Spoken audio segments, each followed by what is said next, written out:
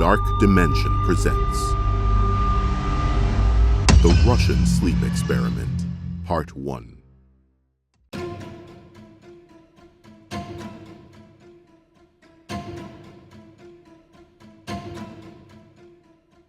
Russian researchers in the late 1940s kept 5 people awake for 15 days using an experimental gas-based stimulant.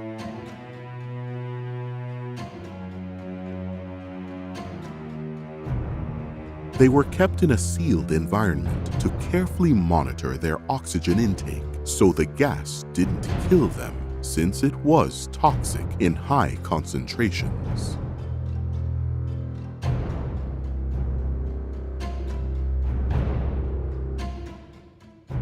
This was before closed-circuit cameras, so they had only microphones and 5-inch thick glass porthole-sized windows into the chamber to monitor them. The chamber was stocked with books, cots to sleep on, but no bedding, running water and toilet, and enough dried food to last all 5 for over a month.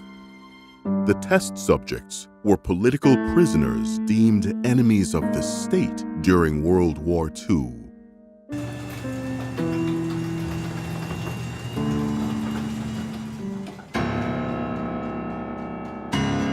Everything was fine for the first 5 days. The subjects hardly complained, having been promised, falsely, that they would be freed if they submitted to the test and did not sleep for 30 days. Their conversations and activities were monitored, and it was noted that they continued to talk about increasingly traumatic events from their past. And I remember hearing this banging noise coming from the wreckage of our destroyed ship. We didn't think much of it until we realized that the banging came from the desperate men trapped underneath the debris of the ship. Were they rescued? Sadly, no. They ran out of oxygen before we could get to them. And the general tone of their conversations took on a darker aspect after the 4-day mark. After 5 days, they started to complain about the circumstances and events that led them to where they were, and started to demonstrate severe paranoia. Let us out! Let me out!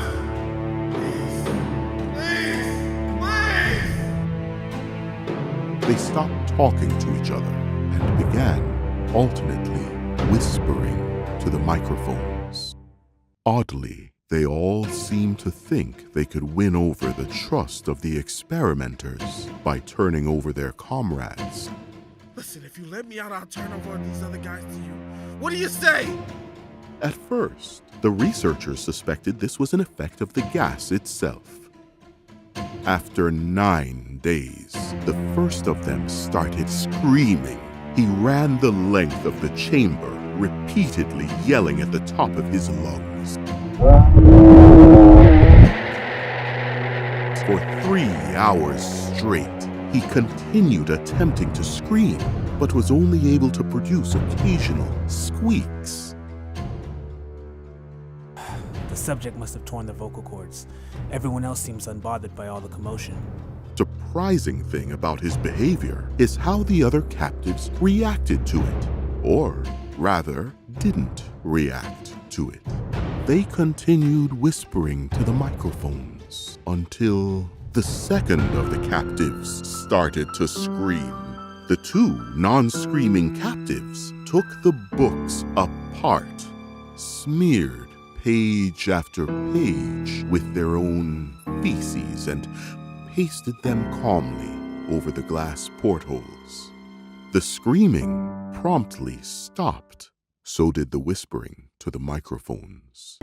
After 3 more days passed, the researchers checked the microphones hourly to make sure they were working, since they thought it impossible that no sound could be coming with 5 people inside. Oxygen levels indicate that there are 5 still alive, but I'm not picking up any audio.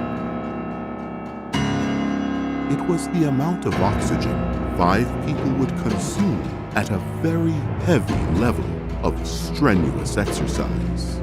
On the morning of the 14th day, the researchers did something they said they would not do to get a reaction from the captives. They used the intercom inside the chamber, hoping to provoke any response from the captives they were afraid were either dead or vegetables. They announced, We are opening the chamber to test the microphones. Step away from the door and lie flat on the floor, or you will be shot. Compliance will earn one of you your immediate freedom. To their surprise, they heard a single phrase in a calm voice respond.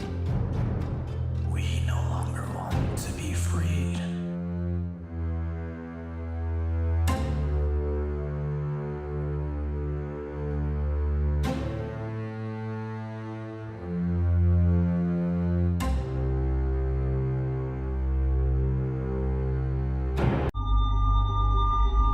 Dark Dimension presents The Russian Sleep Experiment, Part 2. Debate broke out among the researchers and the military forces funding the research. Unable to provoke any more response using the intercom, it was finally decided to open the chamber at midnight on the 15th day. The chamber was flushed of the stimulant gas and filled with fresh air, and immediately voices from the microphones began to object. What are you doing in here? You let all the gas out. Close the door. 3 different voices began begging, as if pleading for the life of loved ones to turn the gas back on. The chamber was opened and soldiers sent in to retrieve the test subjects. They began to scream louder than ever, and so did the soldiers when they saw what was inside. What is that? What do we do? Doctor, hello? What the fuck do we do? We've got 4 survivors. Somehow, but they look like they've been turned inside out. The food rations past day 5 had not been so much as touched. There were chunks of meat from the dead test subjects' thighs and chest stuffed into the drain at the center of the chamber. All 4 surviving test subjects also had large portions of muscle and skin torn away from their bodies. The abdominal organs below the rib cage of at least 4 test subjects had been removed, while the heart, lungs, and diaphragm remained in place. Most of the soldiers were Russian special operatives at the facility, but still, many refused to return to the chamber to remove the test subjects. They continued to scream to be left in the chamber and alternately begged and demanded that the gas be turned back on, lest they fall asleep in the process of being removed from the chamber. One of the Russian soldiers died from having his throat ripped out. In the struggle, one of the 4 living subjects had his spleen ruptured as he bled out almost immediately. His heart was seen to beat for a full 2 minutes until he finally fell silent. The surviving 3 test subjects were heavily restrained and moved to a medical facility, the 2 with intact vocal cords continuously begging for the gas, demanding to be kept awake. The most injured of the 3 was taken to the only surgical operating room that the facility had. In the process of preparing the subject to have his organs placed back within his body, it was found that he was effectively immune to the sedative they had given him to prepare him for the surgery. He fought furiously against his restraints when the anesthetic gas was brought out to put him under. He managed to tear most of the way through a 4-inch wide leather strap on one wrist, even through the weight of a 200-pound soldier holding that wrist as well. It took only a little more anesthetic than normal to put him under, and the instant his eyelids fluttered and closed, his heart stopped. In the autopsy of the test subject that died on the operating table, it was found that his blood had triple the normal level of oxygen. The second survivor had been the first of the group of 5 to start screaming. His vocal cords destroyed. He was unable to beg or object to surgery, and he only reacted by shaking his head violently in disapproval when the anesthetic gas was brought near him. He shook his head yes when someone suggested, reluctantly, that they try the surgery without anesthetic, and did not react for the entire 6-hour procedure of replacing his abdominal organs. One terrified nurse assisting the surgery stated that she had seen the patient's mouth curl into a smile several times whenever his eyes met hers. When the surgery ended, the subject looked at the surgeon and began to wheeze loudly, attempting to talk while struggling. What do you want to say? The surgeon had a pen and pad fetched so the patient could write the message. It was simple. Keep cutting. The other 2 test subjects were given the same surgery, but without anesthetic as well, although they had been injected with a paralytic for the duration of the operation. Once paralyzed, the subjects could only follow the attending researchers with their eyes. The paralytic cleared the system in an abnormally short period of time, and they were soon trying to escape their bonds. The moment they could speak, they were again asking for the stimulant gas. The researchers tried asking why they had injured themselves, why they had ripped out their own guts, and why they wanted to be given the gas again. Only one response was given. I must remain awake.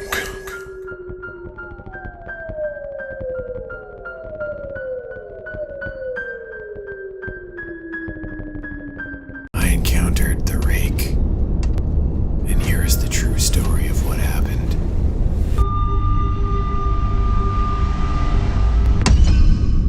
I was in my 20s when it happened. My girlfriend Laura and I wanted to get out of town after midterms. We found a great cottage in Hood River County. Somehow, her sister Allie and her boyfriend Tyler slithered their way into our plans, and my weekend alone with Laura was hijacked. What made it feel ruined was I'd been planning to propose to Laura that weekend. But with Allie and Tyler there, it kinda cut the heart out of the vision I had planned, and I decided to hold off. The cabin was deep in the woods, and I thought we were lost a few times on the drive up. We arrived at dusk and made dinner right away. Allie and Tyler started to drink and slowly hooked Laura and I into joining. By 10 p.m., we were all hammered. I was bonding with Tyler and even let him talk me into smoking with him outside, which was a bad idea. Tyler kept talking about wanting to go on a nature hike and said he wanted to talk to the stars. Weed was messing with my head and my stomach, as it always did, and I ended up going inside and laying down on the couch. I heard Laura and Allie join Tyler outside. Their voices slowly drifted away. I couldn't tell if that was because I was falling asleep, or the 3 were no longer on the porch. Eventually, I did fall asleep. I had strange dreams. They were all about the cottage, the 4 of us, and a darkness that was encroaching from the woods. Parts of my childhood began to fill the cabin. Old bikes, posters of cartoons and TV shows. I saw full outfits from my childhood walking through the room without anyone in them. It was just the clothes moving freely, but in the way a person would. An eerie sound took over my dreams. It was coming from outside, and it was getting closer. The front door of the cottage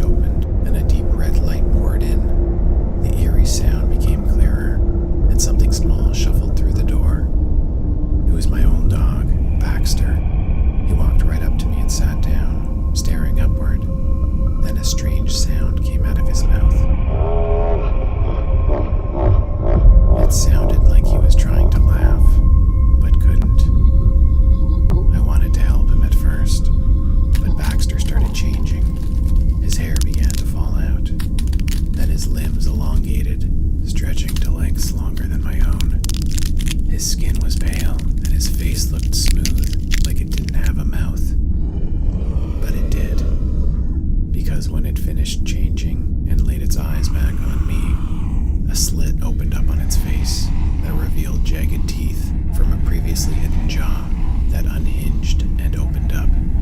Its eyes held mine like I was being hypnotized, reflecting back in a strange cat-like way. The creature's long, spindly arms reached for me as its mouth opened up. The laughing sound grew louder and pumped out of the creature's throat. That's when I woke up. I was still on the couch. The room was dark and I seemed to be alone. Only that strange, attempted laugh was still going. It carried over from my dream and continued. My eyes tracked through the room, trying to find the origin of the sound. I wished they hadn't. In the back corner, the rake was sitting cross-legged on the floor, making that disturbing, almost laughing sound.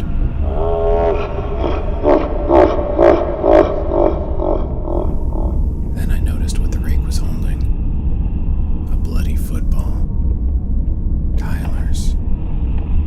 The rake was rubbing it between its hands, tossing it in the air and catching it and playing with it like a child would. It was strange and terrifying to watch such a frightening creature with a toddler-like demeanor. Then the rake put the football on the ground and rolled it towards me. It wobbled its way across the floor before coming to a stop at the foot of the couch. I couldn't move. I was frozen stiff on the couch. The rake looked like it was waiting for me and grew increasingly annoyed that I wasn't playing. It stood up and ambled towards me. It lowered its frightening claw down, and I thought it was going to wrap around my face. But it picked up the football instead. The rake shuffled back to the corner and sat back down in its place. It laid the football on the ground again and rolled it over to me. A growl emitted from the rake. I didn't want to upset it any further, so I reached down, picked up the football, and rolled it back to the creature. The rake bounced on the spot excitedly. Its attempted laughter got heavier, more strained and forced. The rake picked up the ball joyously and rolled the ball back. I didn't know what happened to the others, but it was clear they'd made violent contact with this thing. I had to get away from that thing. Seeing that the creature was enjoying the passing back and forth, I decided that my next throw would bounce around the corner and into the kitchen. If the creature followed it, I'd have a few seconds to run down the hall and put a door between me and that thing. I picked up the bloody ball and threw it underhand to the left. The rake took off, quickly following the ball into the kitchen. I shot up off the couch and ran down the hall towards my bedroom. Then I heard footsteps behind me.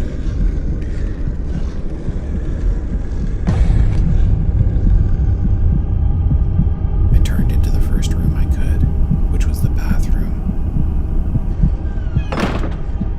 There was a mirror hanging from the back of the door. When I closed it, the rake punched its way through, sending shards of mirror all over the bathroom. I grabbed the two largest pieces I could find and started swinging downward at the rake. I felt the sharp glass cutting into my palms and fingers as I gripped and stabbed. With each connection, the cuts on my hands grew deeper.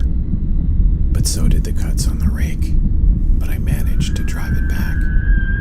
The rake pulled itself out of the broken door and ran back through the cottage. I heard the front door break off its hinges as the creature disappeared into the night. I stayed in the bathroom until morning, waiting for the creature to show back up. But it never did. The police did, though. I called them and explained that I'd been attacked by something and that my friends were still missing. A few hours later, Laura, Allie, and Tyler's bodies were discovered. Or parts of them were. It was clear they'd been attacked and partially eaten by some kind of animal, but the investigators couldn't tell what animal it was. The thing that made me come around to believing that the rake is real and what I experienced that night actually happened is that last year I saw the crime scene photos from the cabin. Amongst them were photos from the living room where I'd been sleeping and woken up to the creature. In the photos, it was clear that there were 2 lines of blood smears on the ground. One was from me rolling the football to the far corner of the room, and the other trail was from something rolling it back to me.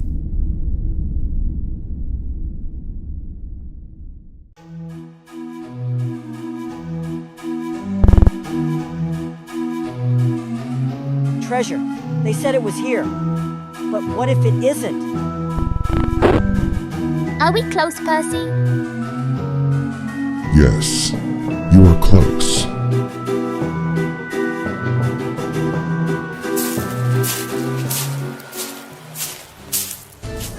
Is the treasure in there? We shouldn't go in there. You have to go inside. Maybe we should wait. Come on, Percy.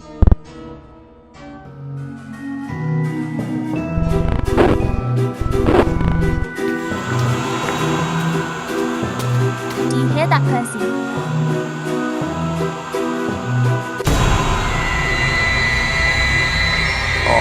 Visitors.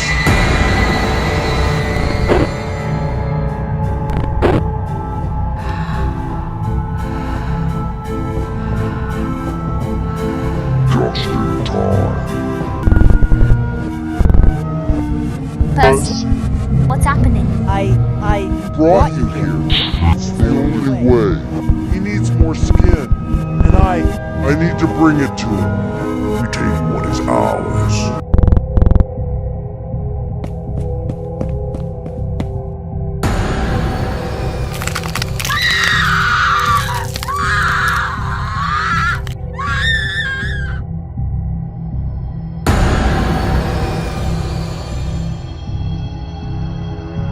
I thought I was like everyone else, just another girl, going through the motions of school and life.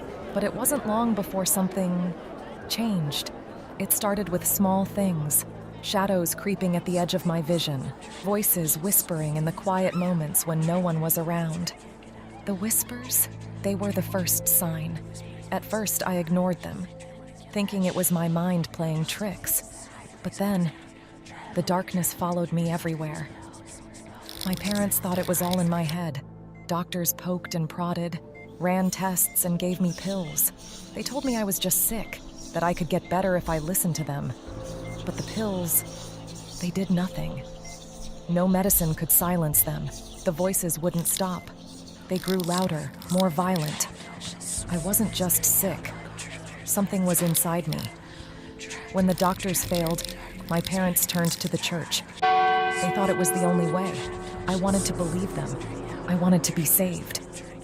But it was too late. The thing inside me had already taken root. I felt it, clawing at my soul, tearing me apart from the inside. Every word of their prayers felt like fire, burning me alive. They said it was the devil, that there were many inside me. Legion, they called them. I could feel them, writhing, twisting, laughing, and I couldn't make them stop. At night, I was alone with them. They wouldn't let me sleep. They tormented me, made me do things I never thought I could do. My body wasn't mine anymore. I couldn't even recognize myself. I became a monster in my own skin, a prisoner. They promised me release, but all I got was pain. I prayed, but even God felt far away. And then, silence. The end was coming, but not how I thought. I wasn't saved. I was taken. All I wanted was peace. But peace never came.